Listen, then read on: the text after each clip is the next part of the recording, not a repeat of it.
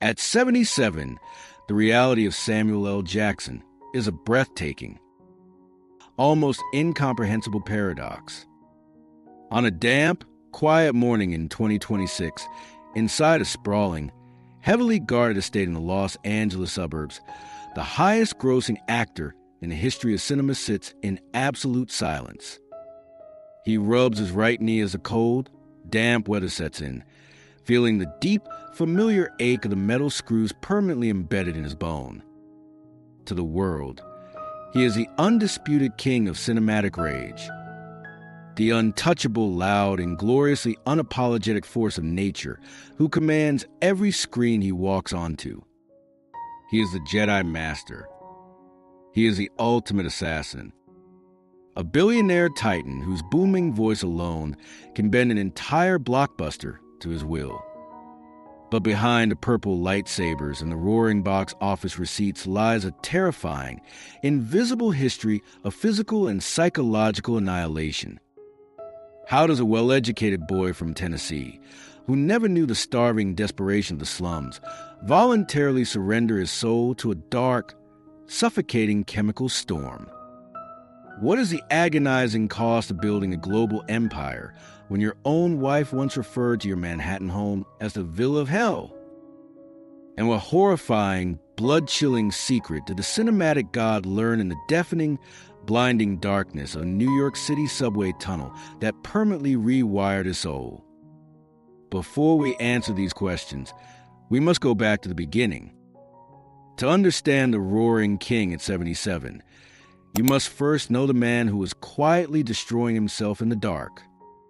The comfortable foundation, the phantom of frustration, and the Villa of Hell.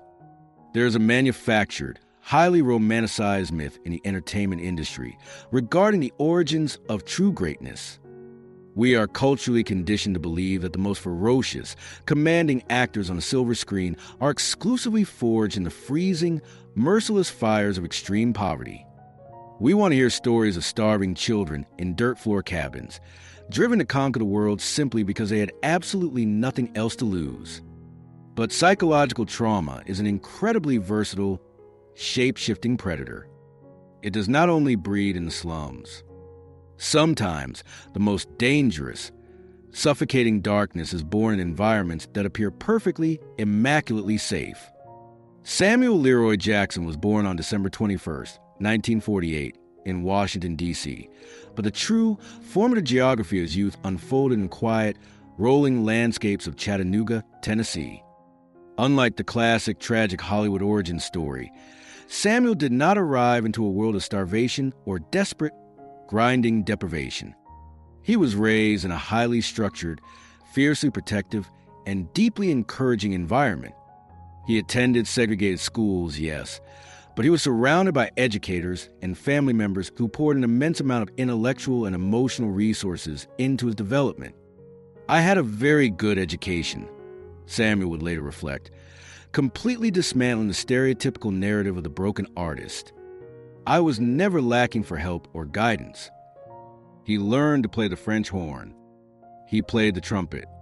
He was articulate, widely read, and incredibly sharp. He possessed a solid, unshakable foundation. But there is a specific, terrifying danger to possessing a comfortable foundation.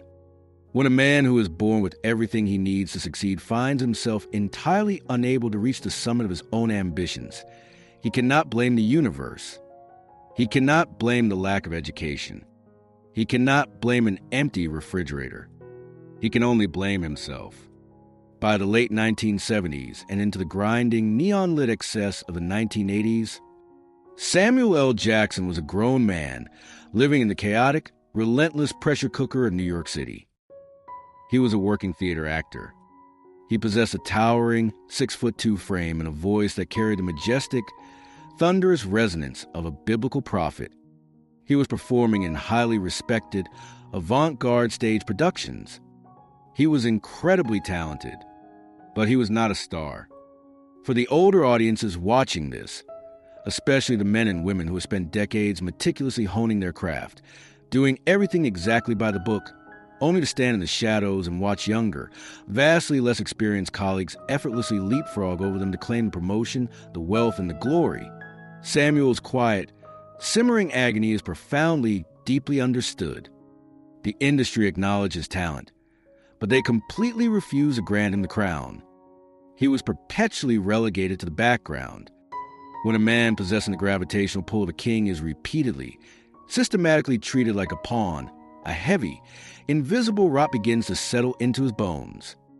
The sheer, unadulterated frustration of his stalled career became a screaming, unbearable frequency inside his head. He desperately needed to turn the volume down.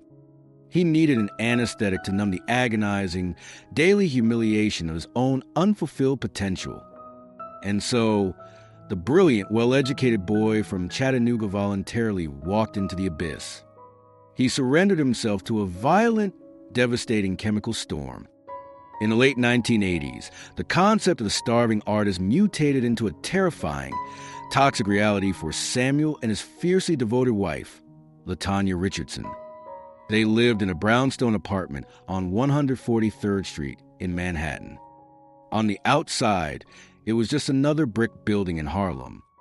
But on the inside, the architecture of their marriage was slowly, methodically collapsing under the crushing weight of a severe, unyielding addiction. To fully comprehend the sheer, psychological horror of this era, you must strip away the charismatic, smiling face of the modern movie star. Imagine the incredibly visceral, suffocating sensory reality of that specific brownstone. The air inside the apartment constantly carried the sharp, acidic, and unmistakably sour stench of fermented spirits and chemical smoke. The heavy wooden floorboards echoed not with the joyous sound of the family, but with the terrifying, unpredictable explosions of a man completely unmoored from reality. Samuel was functioning, but his soul was entirely necrotic. He would still show up to the theater. He would still memorize his lines and hit his marks on stage, fiercely protecting the illusion of professional actor. But the moment the curtain fell, the phantom took over. He became isolated, deeply withdrawn, and incredibly irritable.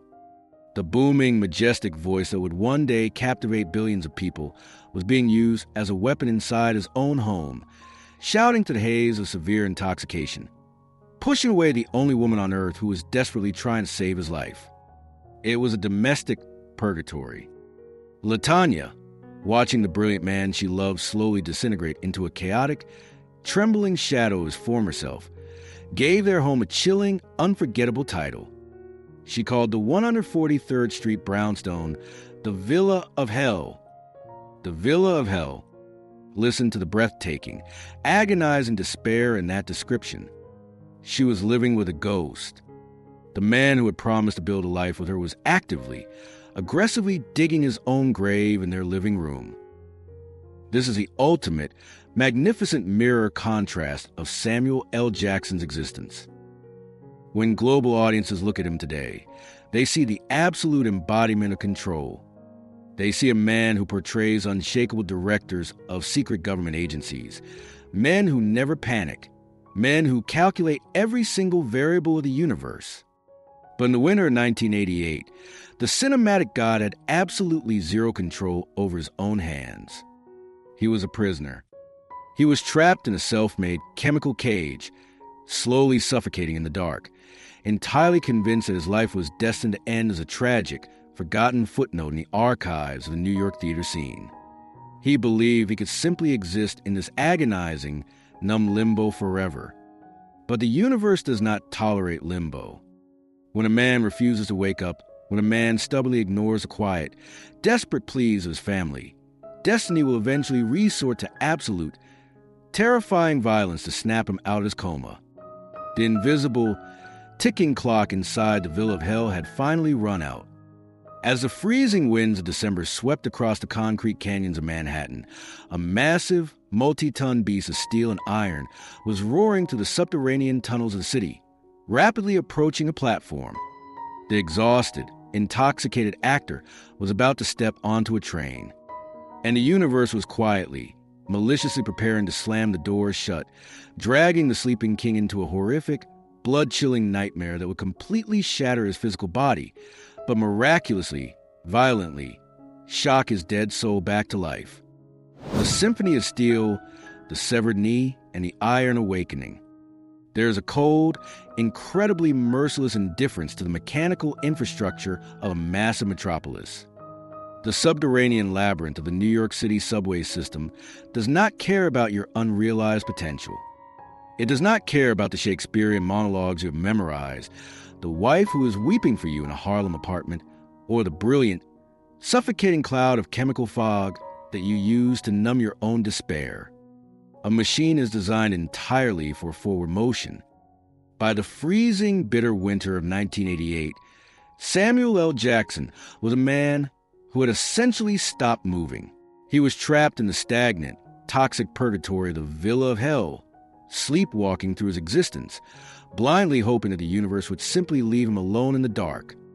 But the universe, operating with an incredibly violent, interventionist form of grace, was absolutely unwilling to let the future king of cinema simply fade into a tragic, forgotten statistic. On the afternoon of December 14th, 1988, Samuel stood on the concrete platform of a New York City subway station. He was 39 years old. The deafening metallic screech of an arriving train echoed through the tiled corridors. The heavy doors slid open. The crowd shuffled. Samuel attempted to board the train. What happened in the next fraction of a microsecond completely, violently dismantled the architecture of his entire reality. The heavy, pneumatic doors of the middle car suddenly snapped shut. They did not bounce back.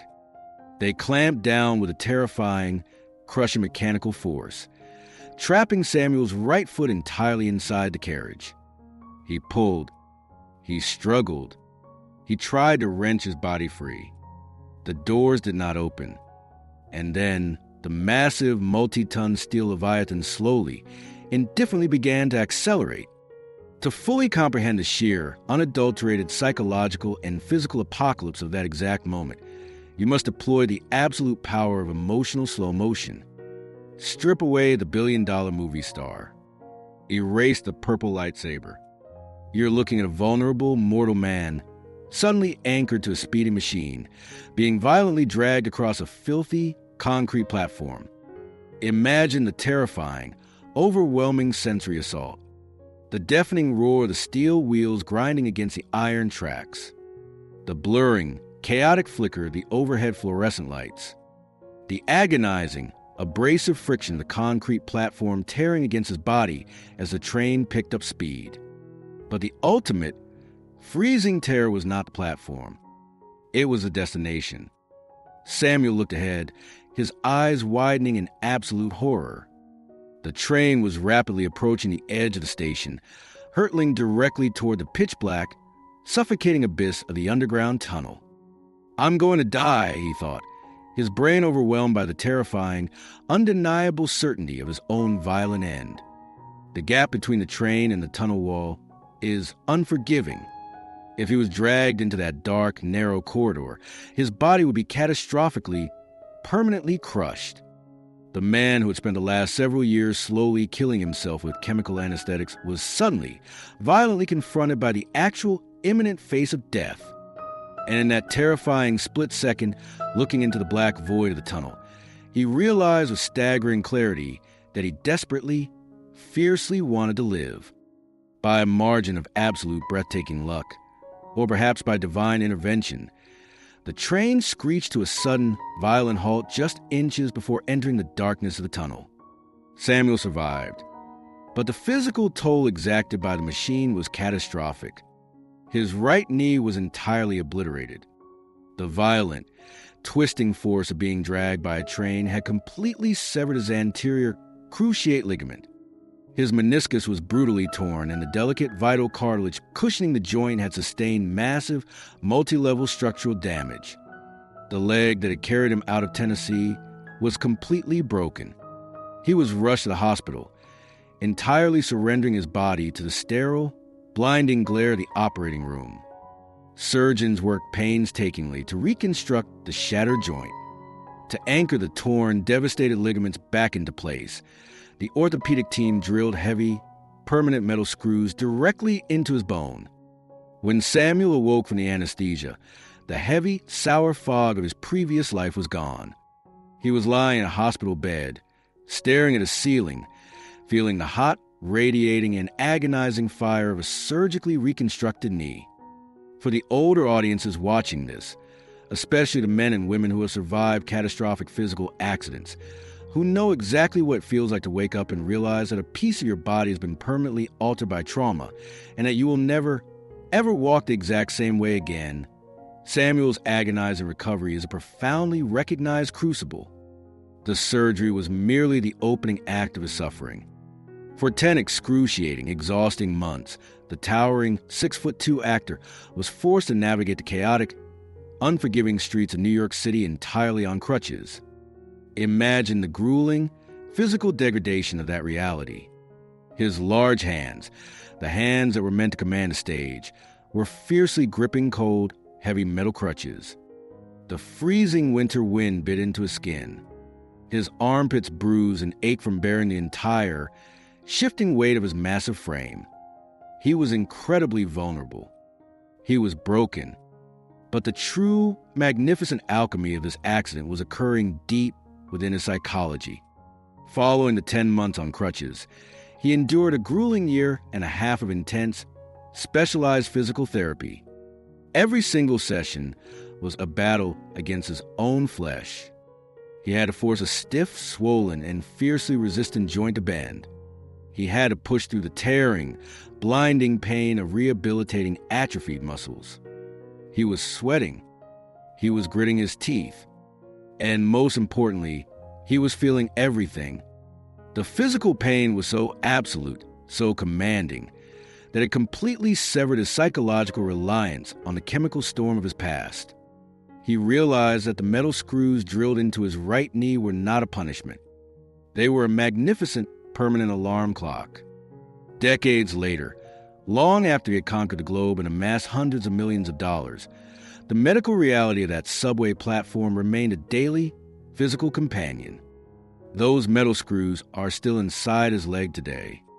When the cold, damp weather sets in over his Los Angeles estate, the joint aches with deep, persistent stiffness. It is a permanent souvenir from the universe. It is an aching, daily reminder of the exact moment he almost lost everything, forcing him to remain fiercely, absolutely grounded in the present moment. I survived, Samuel would reflect, recognizing the profound paradigm shift of his existence. He had stared into the pitch-black tunnel of his own demise, and he had been forcefully yanked back into the light. The boy from Chattanooga had been physically shattered, but the king of cinema was finally awake. By the dawn of the 1990s, a sober, fiercely disciplined, and deeply focused 40-something-year-old actor emerged from the crucible of rehabilitation. He no longer walked with the aimless, intoxicated drift of a man lost in the villa of hell. He walked with the deliberate, heavy, and incredibly dangerous swagger of a man who had absolutely nothing left to fear. He was ready to conquer the industry that had ignored him for over a decade. But the universe of Hollywood possesses an incredibly twisted, almost sadistic sense of humor.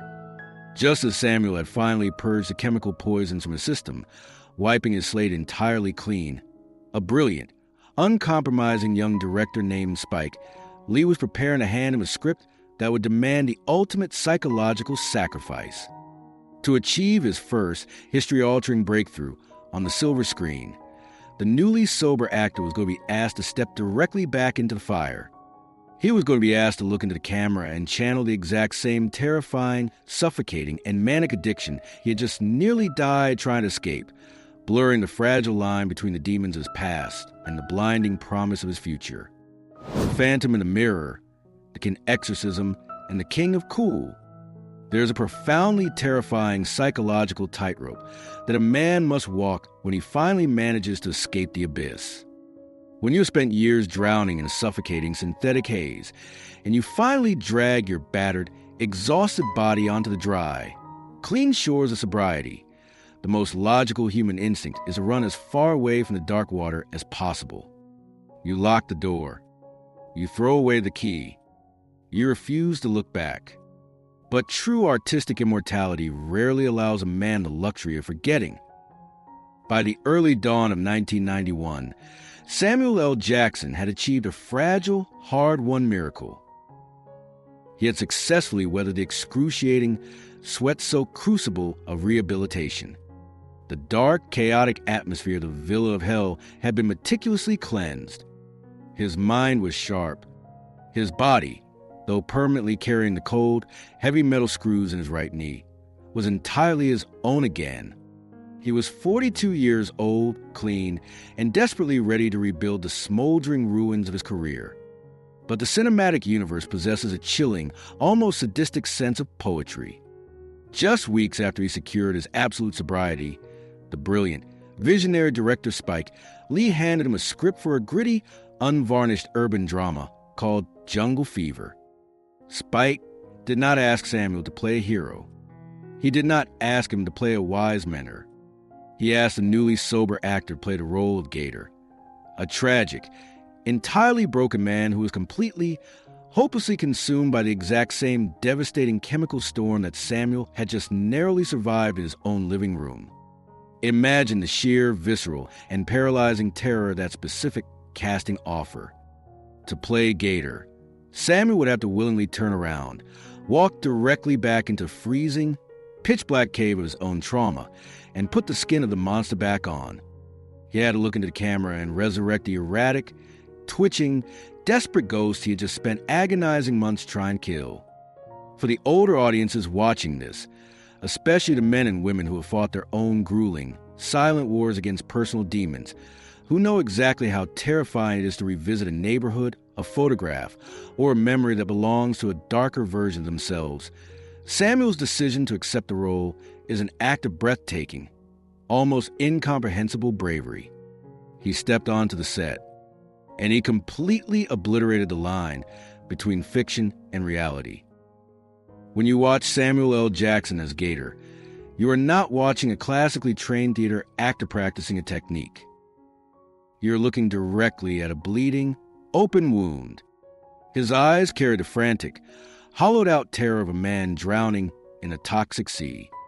The desperation radiating from his shivering, sweating frame was entirely, terrifyingly authentic. He did not act. He exorcised. He took the agonizing shame of his lost decade, the brutal arguments with his fiercely devoted wife LaTanya, and the suffocating despair of his own addiction, and he violently hurled all of it onto the celluloid. When Jungle Fever premiered at the prestigious Cannes Film Festival in the spring of 1991, the global cinematic establishment was absolutely paralyzed by the sheer, devastating gravity of his performance. The elite, notoriously strict French jury was so profoundly shaken by the raw, undeniable humanity he brought to screen that they did something entirely unprecedented in the history of the festival. They literally invented a category for him. The jury created the Best Supporting Actor, award specifically to honor his breathtaking achievement. He was 42 years old.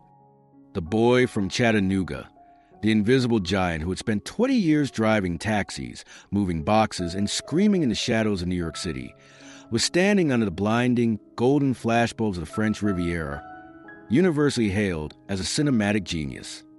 The 30-year exile was officially, spectacularly over. The cage was permanently shattered.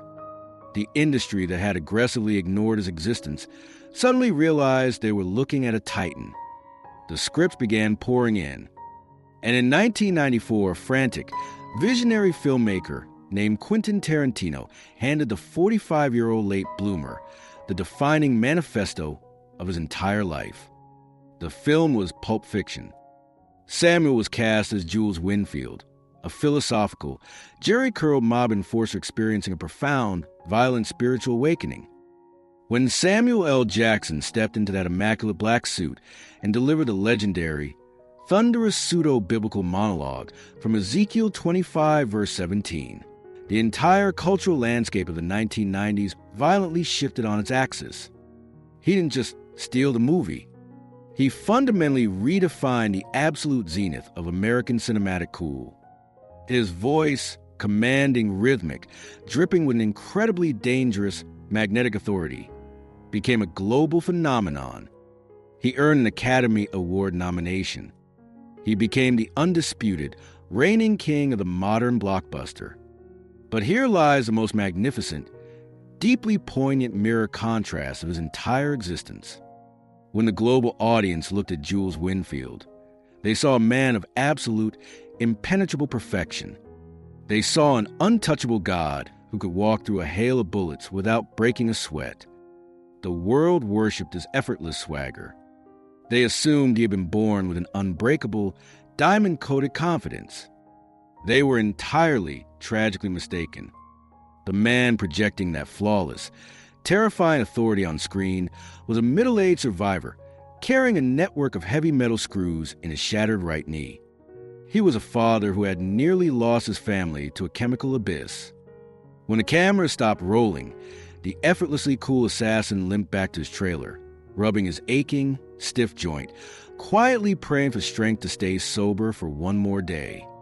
His swagger was not born of arrogance. It was a heavily engineered, bulletproof armor of a man who knew exactly what the bottom of the earth looked like, and who was absolutely terrified of ever going back. This profound, underlying terror explains the most baffling, unprecedented phenomenon of Samuel L. Jackson's career. Following his massive breakthrough in his mid-40s, Samuel did not adopt the selective, relaxed schedule of a traditional A-list superstar. He did not retreat to a yacht. Instead, he worked with manic, obsessive, and almost frightening velocity.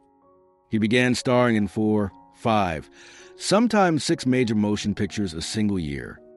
Die Hard with a Vengeance, A Time to Kill, Jackie Brown, the Star Wars prequels, the Marvel Cinematic Universe.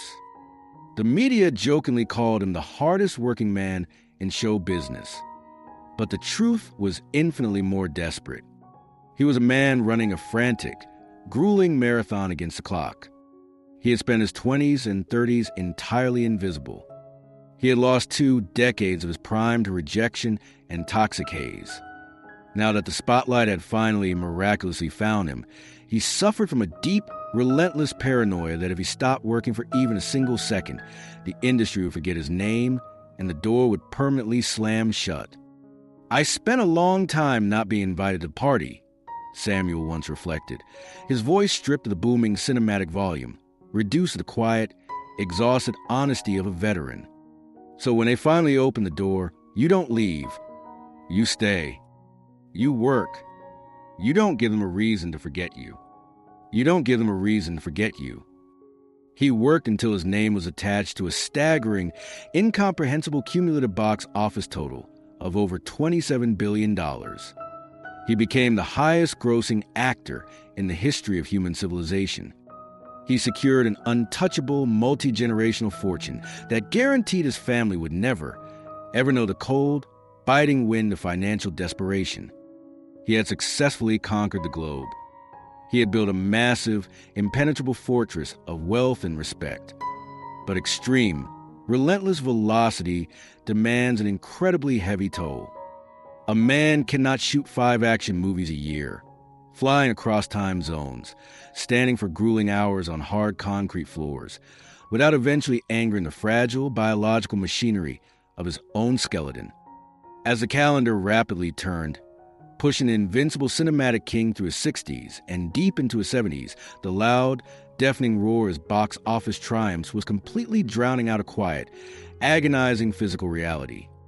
The ultimate survivor was entirely unaware that his aging, heavily scarred body, the very same body that had been violently dragged across a New York subway platform decades ago, was quietly preparing to hand him an unavoidable, excruciating invoice.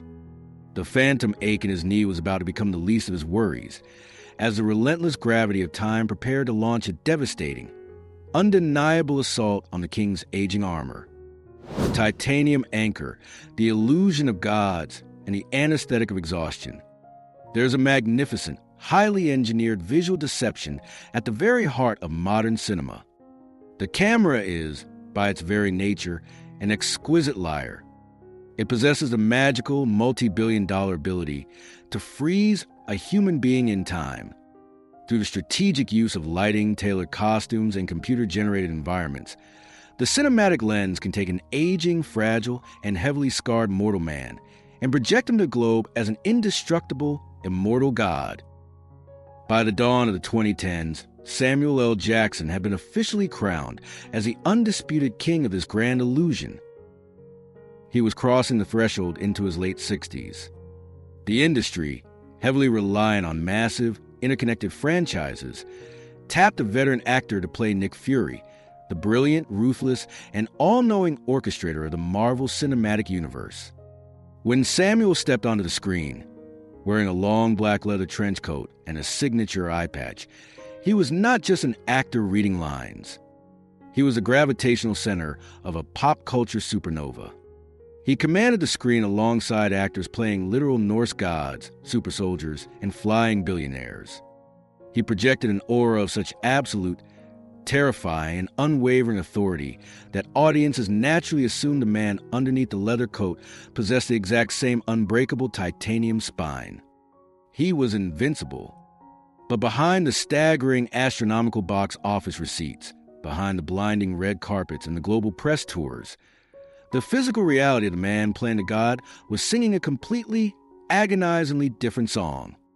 When the director yelled cut, the illusion instantly evaporated. The heavy leather coat was removed. The bright, artificial studio lights were powered down.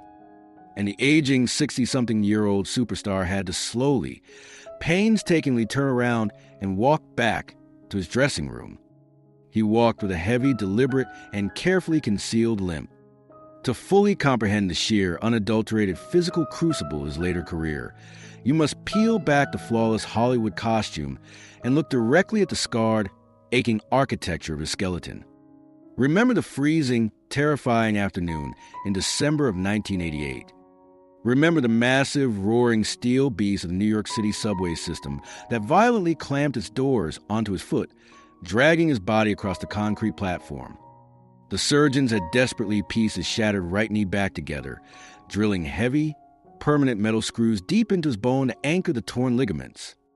The human body is an incredible machine of endurance, but it does not ever forgive, and it absolutely never forgets. As Samuel navigated through his 60s and deep into his 70s, the biological invoice for that catastrophic accident began to demand daily, agonizing payment. The cartilage in his right knee had been permanently, irreversibly compromised.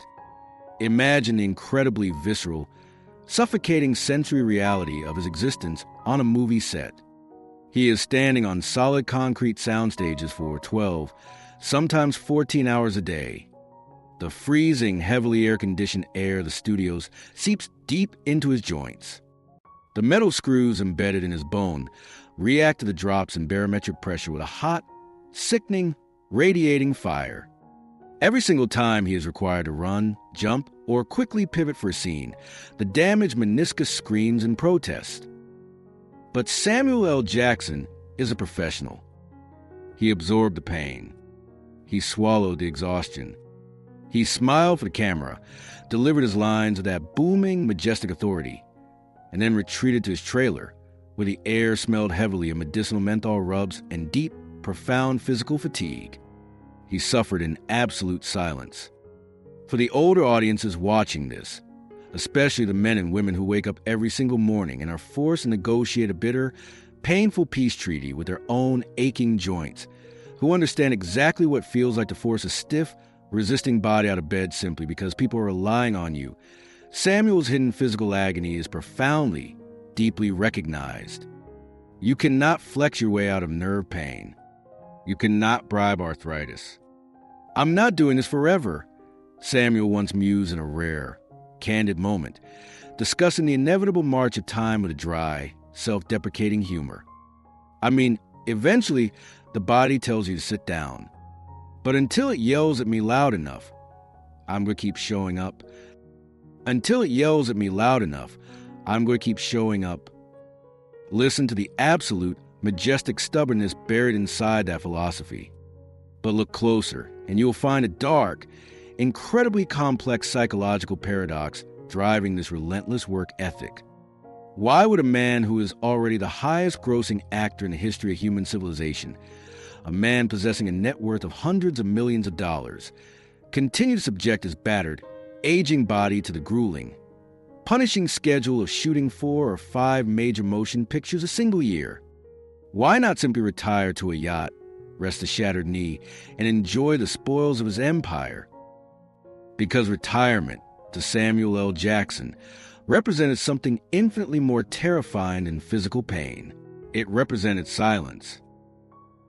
If he stopped working, if he sat quietly in his sprawling Los Angeles estate, the adrenaline would finally fade. And when the adrenaline fades, the ghosts always return. He was still fiercely, subconsciously outrunning the terrified, overlooked actor who spent the 1970s and 1980s completely invisible. He was outrunning the dark, suffocating memories of the Villa of Hell, the years lost of Chemical Storm, and the agonizing shame of nearly throwing his entire life away. The constant, dizzying momentum of his career was the ultimate, flawless anesthetic. As long as he was holding a script, memorizing dialogue, and commanding a movie set, he was safe. He was relevant. He was alive. Work was not just a career. It was an absolute psychological necessity. It was the only armor thick enough to keep the crushing, existential dread of irrelevance permanently locked outside his gates. By the time the calendar turned past 2020, Samuel L. Jackson had officially crossed into his 70s. He was a living legend. He was universally respected. But the frenetic, nonstop marathon was quietly taking an immense emotional toll. The cinematic universe around him was rapidly changing. The brilliant, visionary actors and directors of his generation were beginning to slow down, retire, or tragically pass away. The man who had spent his entire life proving that he belonged at the absolute center of the party was beginning to realize that the party was winding down. The dazzling golden lights of the Hollywood machine could not illuminate the deep, lonely corridors of old age. He had successfully conquered the industry. He had conquered his addiction. He had even conquered the physical limitations of his own shattered leg. But as he stared out the window of his quiet, heavily guarded California home, the aging titan was entirely unaware that the universe was preparing to issue its final, inescapable reckoning. He believed that he could simply keep working until the very end, using the cinema as his ultimate shield against the passage of time. He was tragically, profoundly mistaken. The invisible, ticking clock of his existence was not going to be stopped by another box office record. The man who had spent 40 years pretending to be invincible on screen was about to be violently, inevitably confronted by the one profound, incredibly intimate truth he had spent his entire life trying to ignore. And the terrifying, ultimate confrontation was not going to happen on a Hollywood soundstage. It was waiting for him in the quiet, echoing silence of his own living room, demanding an answer to a question he was absolutely terrified to ask. The phantom of the villa, the silent king, and the architecture of forgiveness.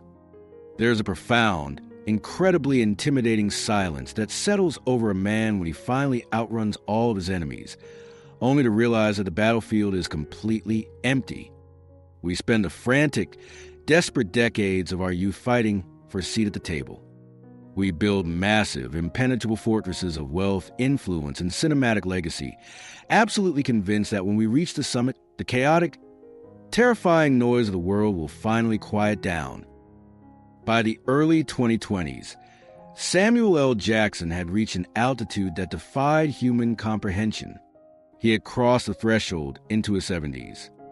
He was the undisputed, highest-grossing actor in the history of the moving image.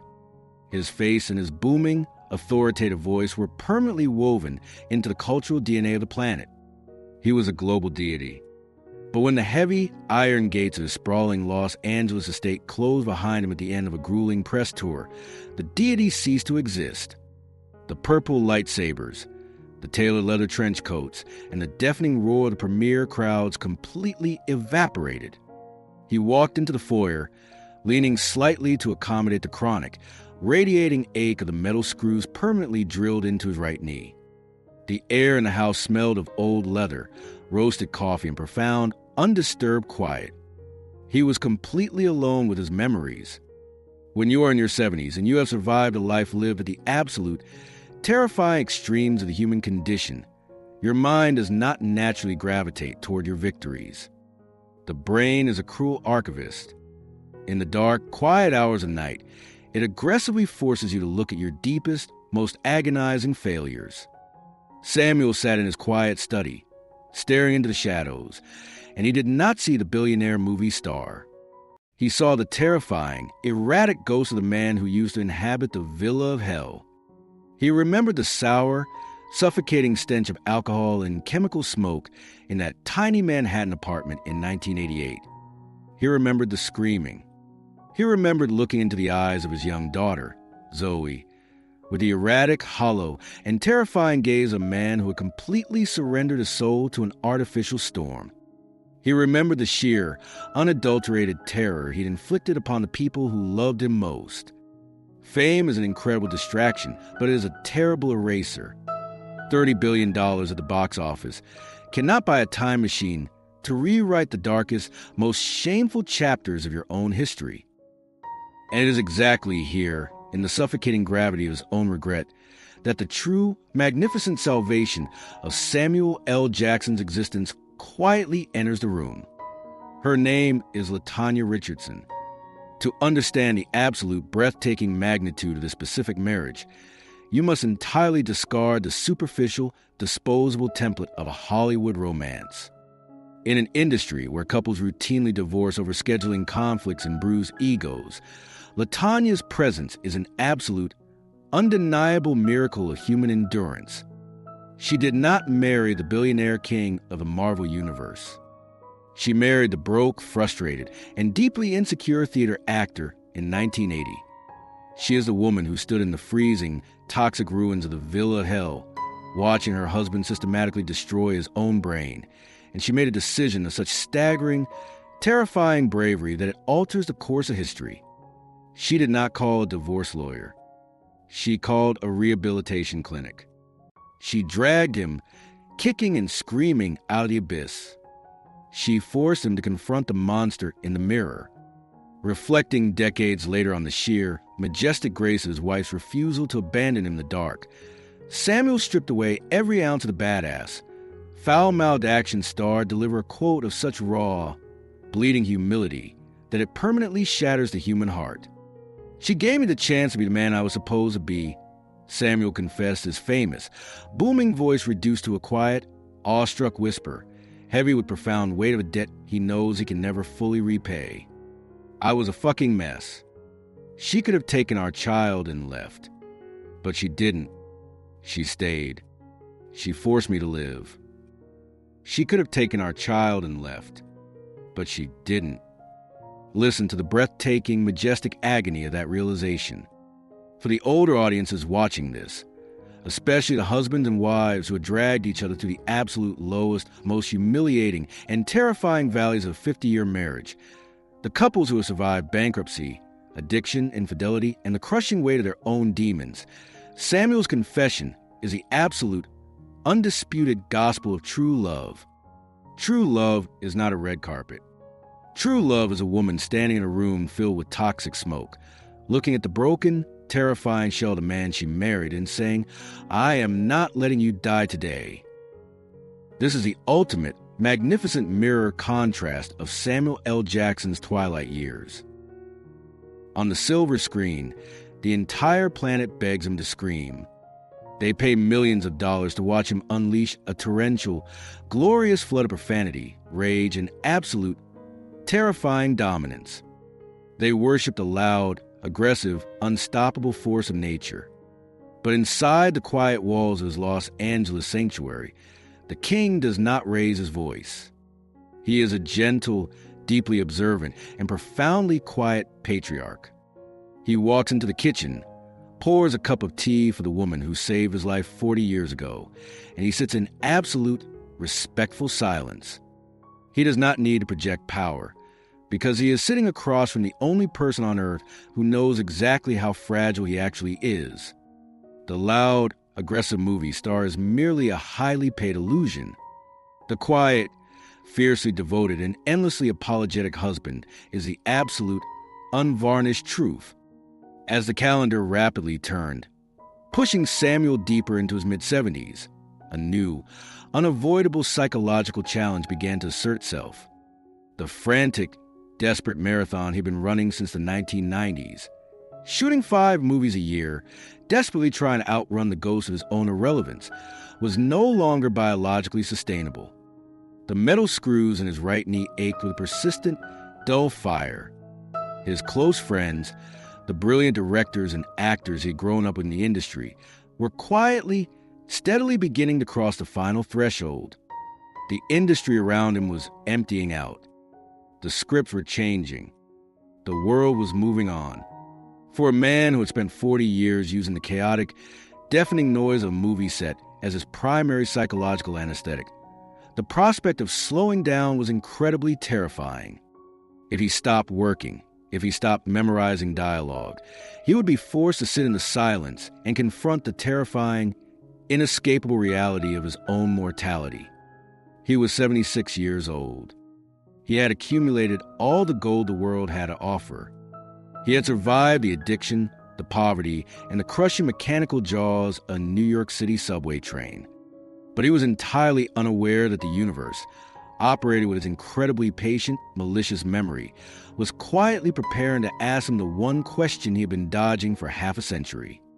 The ultimate survivor was about to be forced to look directly into the setting sun, and the man who had built a $30 billion empire on never being at a loss for words was about to discover what happens when a legend finally, inevitably, runs completely out of things to say. The titanium anchor, the echoes of survival, and the ultimate silence. There is a magnificent, deeply deceptive illusion embedded within the machinery of modern cinema. When a man reaches his late 70s, society universally expects him to quietly, politely retreat into the shadows. We expect the aging titans to sit in comfortable armchairs, carefully hoarding their fading energy, offering polite waves from the safe distance of retirement. But Samuel L. Jackson absolutely refuses to follow the script. Today, in the spring of 2026, he is 77 years old. To the global media, the journalists, and the millions of fans who still flock to theaters to hear his booming, unmistakable voice, he appears to be entirely, miraculously immune to the devastating gravity of time. Just months ago, prominent publications marveled at his seemingly indestructible momentum, noting with absolute awe that the septuagenarian had released 5 major motion pictures in a single year. He walked the red carpets with fierce, unblinking gaze. His voice still carried the terrifying, majestic thunder of a cinematic god. There was no visible frailty. There was no trembling. The world looked at the 77-year-old king and concluded that he was simply invincible. It was a beautiful lie, because the camera is a paid illusionist. It only captures the brilliant, meticulously lit seconds between action and cut. It never captures the dark, heavy, and incredibly painful reality of the morning after. To understand the sheer, breathtaking heroism of Samuel L. Jackson in the year 2026, you must look past the billion-dollar box office receipts and step inside the quiet, heavily guarded walls of his Los Angeles estate before the sun comes up. Imagine the incredibly visceral, sensory reality of his mornings. The house is absolutely silent. Samuel sits on the edge of his bed. Before he can even stand up to face the world, he must negotiate a bitter, agonizing peace treaty with his own skeleton. The cold, damp morning air seeps into the deep, heavy scars on his right leg. The titanium screws, the permanent, unyielding souvenirs drilled into his bone after that terrifying, blood-chilling afternoon on a New York subway platform in 1988, begin to throb with a dull, sickening fire. The cartilage is torn. The joint is stiff. Every single time he bends his knee, the ghosts of his past violently remind him that his body was once brutally crushed by a multi-ton machine. He is not a superhero. He is a 77-year-old mortal man, carrying the heavy, agonizing, invisible invoice for a lifetime of extreme, relentless survival. But does he complain? Does he call his agent and cancel his flights? No. He takes a deep breath, ignores the searing pain radiating from the metal in his bone, puts his feet on the floor, and stands up. For the older audiences watching this, especially the men and women who wake up every single day and are forced to silently battle their own failing joints, the arthritis, the old war injuries, and the chronic, invisible pain that no one else can see, Samuel's quiet, untelevised morning routine is the absolute highest form of human dignity. You cannot buy a new knee with $30 billion. You cannot bribe the aging process. You simply have to learn how to carry the weight. But the most profound, majestic evolution of Samuel L. Jackson in his late 70s is not physical. It is entirely, beautifully psychological. For 30 years, he used his frantic, manic work schedule as a heavy, suffocating blanket to drown out the ghosts of his past. He worked relentlessly because he was absolutely terrified of silence. He was terrified that if he stopped moving, he would suddenly find himself back in the toxic, suffocating darkness of the villa of hell. He was outrunning his own shadows. But as he navigated through his mid-70s, something incredible shifted within the architecture of his soul. He realized that the ghosts were no longer chasing him. He had completely, unequivocally outlasted them. The casting directors who had ignored him for 30 years were dead or forgotten. The poverty of his early theater days was a distant, faded memory. And the chemical demons that had nearly destroyed his brilliant brain had been permanently, ruthlessly starved to death. He didn't need to run anymore. When he sits in his quiet, sun-drenched living room today, looking across the table at LaTanya, the woman who dragged him out of the abyss, the woman who endured the absolute worst of his darkness and stayed anyway, he is no longer the angry, frustrated actor desperate for validation. He is a patriarch who survived the fire. He is a father who lived long enough to watch his daughter, Zoe, grow into a brilliant, successful woman. He is a grandfather who understands that the absolute greatest achievement of his entire existence is not playing Nick Fury, and it is not holding a lightsaber. His greatest achievement is simply the fact that he is still breathing. He took the most agonizing, humiliating, and dangerous hand the universe could possibly deal, and he played it with such breathtaking, terrifying ferocity that he completely bankrupted the casino. The loud, foul-mouthed, unstoppable force of nature that the world worships on screen will eventually fade into the digital archives of history. But the man behind the mask, the quiet, deeply educated, incredibly grateful survivor from Chattanooga, has finally found the one thing he spent his entire life searching for. He found the courage to embrace the silence. The titanium screws in his knee will always ache in the cold. The scars will never fade. But as the 77-year-old legend looks out over the vast, quiet expanse of his life, he knows that every single ache, every single rejection, and every single terrifying encounter with death was absolutely worth it. The longest, most grueling audition in Hollywood history is officially over. The king has secured his throne, and the man who spent 50 years being the loudest voice in the room is finally, beautifully at peace. As the screen fades to black on the ferocious, terrifying, and profoundly triumphant journey of Samuel L. Jackson, the camera turns away from a Hollywood legend, and it focuses deeply, gently on you. Samuel's story is a magnificent reminder that true survival leaves permanent scars. Whether it's a physical ache of old injuries or the invisible weight of past mistakes, we all carry souvenirs from the battles we fought in the dark. He proved that true strength isn't pretending it doesn't hurt.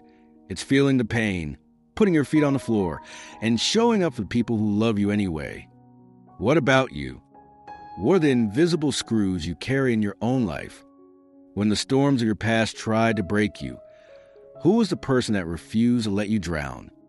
Please take a moment to honor your own survival by sharing your stories of resilience, your hard-earned wisdom, and your daily victories in the comment below.